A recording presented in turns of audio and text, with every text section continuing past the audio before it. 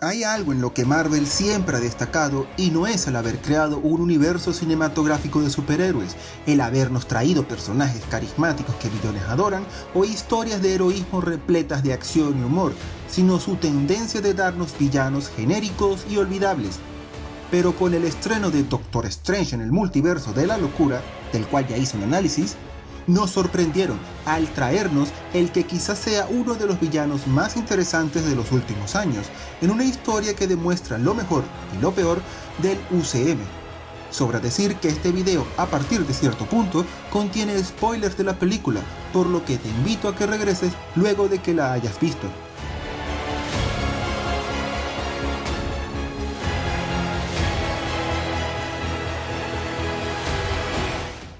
Toda buena historia está definida por el antagonista, ya sea una amenaza genérica como una tormenta o un barco hundiéndose, o un villano con claras motivaciones que ataca a los protagonistas. La gracia está en que haya un obstáculo que ponga retos y dificultades en el camino de los héroes, que les haga esforzarse y sacrificarse para obtener algo al final de la historia. En el caso específico de las películas de superhéroes, la necesidad de un villano, de un enemigo claro al que derrotar, se convierte en una parte esencial de la trama, ya que el villano representa el gran obstáculo del héroe, la antítesis que se enfrenta a sus ideales y valores y que pone a prueba sus virtudes y defectos.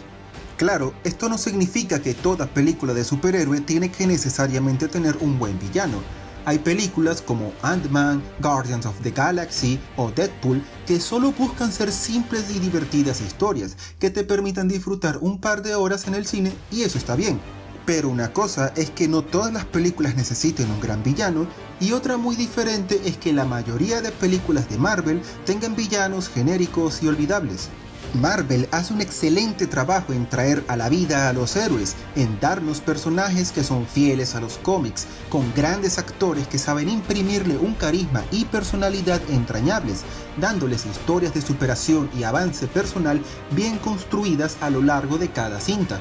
Pero esto muchas veces viene acompañado de villanos caricaturescos, con motivaciones simples, que generalmente caen en el terreno de malos porque sí, que terminan muriendo al final de la película, o si tienen suerte, que resulte que no eran tan malos y se redimen. Esto se termina volviendo un problema porque hay un límite de cuántas historias centradas en el héroe con villanos simplones puedes hacer antes de ser repetitivo. Y es que un villano bien desarrollado puede ofrecer matices, tramas y retos que los héroes por sí solos no pueden tener. Por ejemplo, la caída de Anakin Skywalker al lado oscuro cobra interés al ver que su traición a la República, a los Jedi y los asesinatos que comete son solo un intento desesperado de obtener poder para salvar a su esposa, o el Joker de The Dark Knight no es solo un psicópata asesino, sino un criminal obsesionado en demostrar que cualquier persona está a solo un mal día de ser un monstruo como él, ganando al final de su película al forzar a Batman a fingir ser un asesino para que no se descubra la verdad sobre Harvey Dent. Es por estos matices, por esta capacidad de entender sus motivaciones y hasta empatizar con ellos, aunque no coincidamos con sus métodos, lo que permite tener villanos memorables como Darth Vader o el Joker y que villanos como los de Ant-Man o la mayoría de los de Iron Man pasen al olvido, al grado que les aseguro que la mayoría que ve este video es incapaz de decirme sus nombres sin ver la Wikipedia. Y ahí es donde fracasa Marvel. En más de 20 películas y series, solo podemos mencionar a Thanos, Loki y Barón Zemo como villanos memorables, y este último solo porque lo desarrollaron en Falcon and the Winter Soldier. Por esto es que Doctor Strange en el multiverso de la locura nos sorprende, no por su trama o su papel en el UCM, sino por ser el punto de inflexión en la historia de Wanda Maximoff, convirtiéndola en la gran villana principal. La película aprovecha la historia de Wanda, marcada por la tragedia, para hacer una transición que se siente bien justificada en el UCM. Primero, perdiendo a sus padres en una guerra, luego al ver morir a su hermano a causa del ataque de Ultron, más tarde al ser perseguida ella y su nueva familia de Vengadores por los acuerdos de Sokovia, posteriormente al ver morir a su amado Visión, no una, ni dos, sino 3 veces, y finalmente al perder a los hijos que creó con su magia.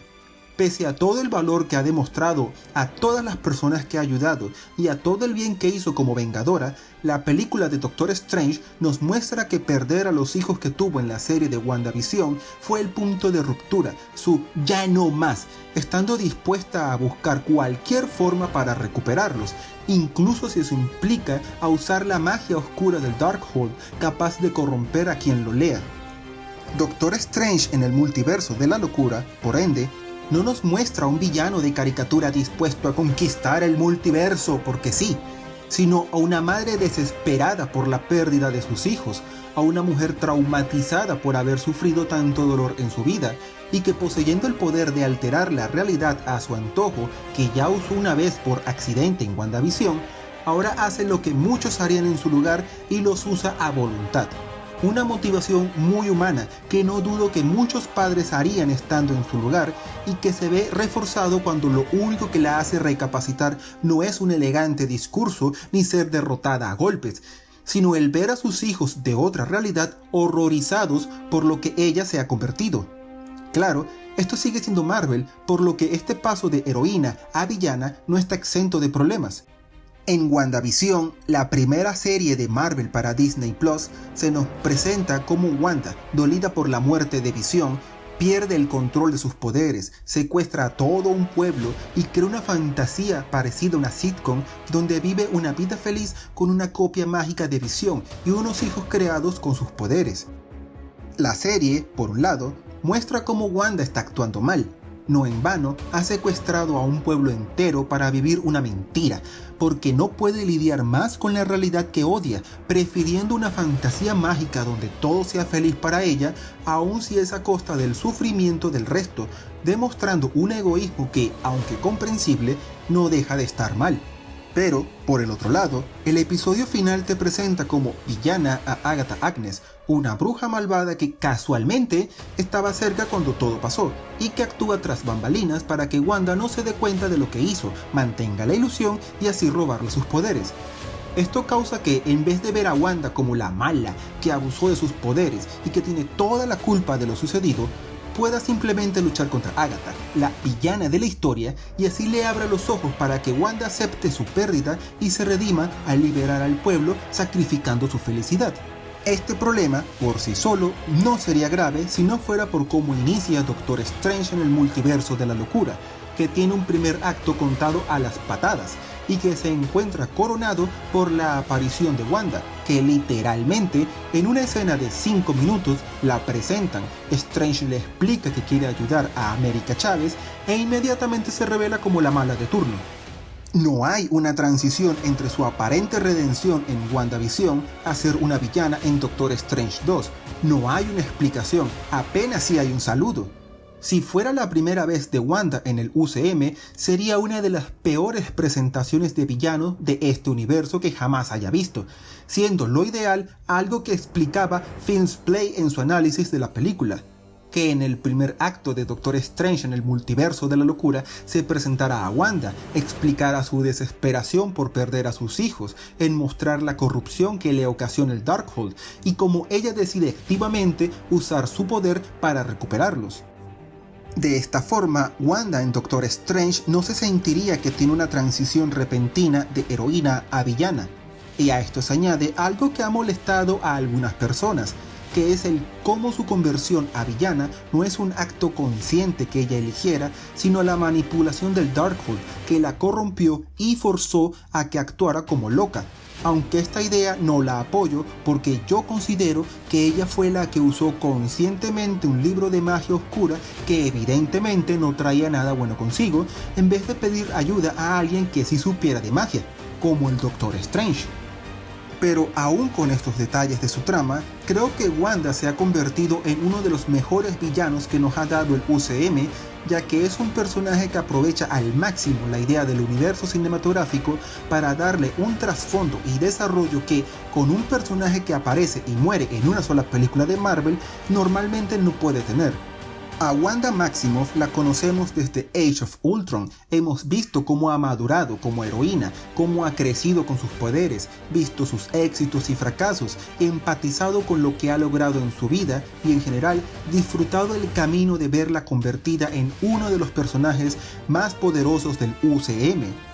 Es gracias a este camino que ha recorrido que ella ha recibido unas motivaciones tan bien presentadas y desarrolladas que siento compensan los defectos que su trama tiene en WandaVision y Doctor Strange 2, posicionándola como un personaje al cual comprender el porqué de sus actos, aunque estos estén equivocados, sintiéndose más como una humana con motivaciones reales que un estereotipo de villano que es malo porque sí. Espero que en el futuro Marvel sepa desarrollar a sus villanos de una forma similar a como lo ha hecho con Wanda, que no se limiten a tener un Thanos por cada 20 películas en el gran macroevento de la década, sino personajes que, como Wanda, pese a cometer terribles actos, sean algo más que la excusa para tener batallas finales con grandes efectos CGI. Espero que les haya gustado mi video del día de hoy. No olviden dejar algún comentario, que me interesa mucho saber su opinión, así como hacer clic en me gusta, en suscribirte o en la campanita, ya que no solo recibirás más videos míos en el futuro, sino que me apoyarías para alimentar el algoritmo de YouTube y hacer crecer el canal. Agradeciendo todo el apoyo que me brindan, les deseo un buen día y hasta pronto.